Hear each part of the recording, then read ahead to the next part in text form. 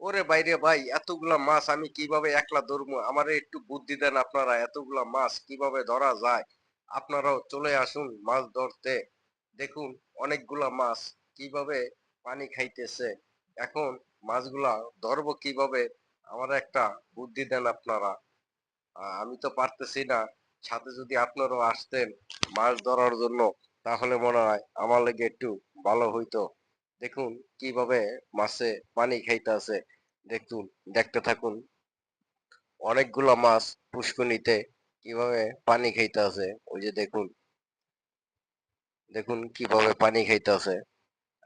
এখন একা তো এত মাছ ধরা সম্ভব না। দেখুন কিভাবে মাছ খাইতে পানি খাইতেছে। এই যাদের যাদের মাছ ধরার শখ আছে, আপনারা চলে আসবেন মাছ ধরার জন্য। দেখুন পুষ্কুনিতে কিভাবে মাছ খেলা করতে আছে। দেখুন মাছ কিভাবে খেলা করতে আছে।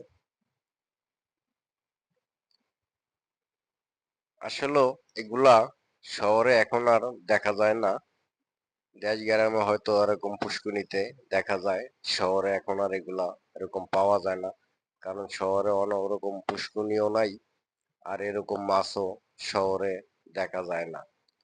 যাই হোক, এক জায়গায় গিয়েছিলাম আমি, যাই দেখি এরকম পুষ্কুনিতে মাছ ভাসতেছে।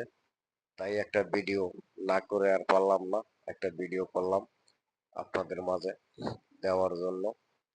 অবশ্যই আপনারা জানাইবেন ভিডিওটা কিরকম হইলো, আর দেখতে থাকুন আপনারা মাছগুলা। অনেক মাছ, একটা পুষ্কুনিতে অনেক মাছ।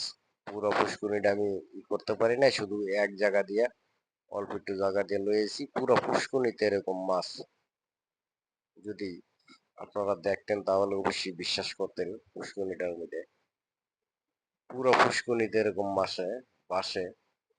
সেই টাইমে আমি ভিডিওটা করেছি, যে আমি একলা যখন দেখেছি, যাক আমার ভাই বন্ধু আছে ফেসবুকের, তারাও একটু দেখুক, এই জন্য ভিডিওটা করা। তাই ভিডিওটা আপনাদের মাঝে দেওয়ার জন্য আর কি ভিডিওটা করেছি। অবশ্যই আপনারা জানাইবেন ভিডিওটা কিরকম হইলো।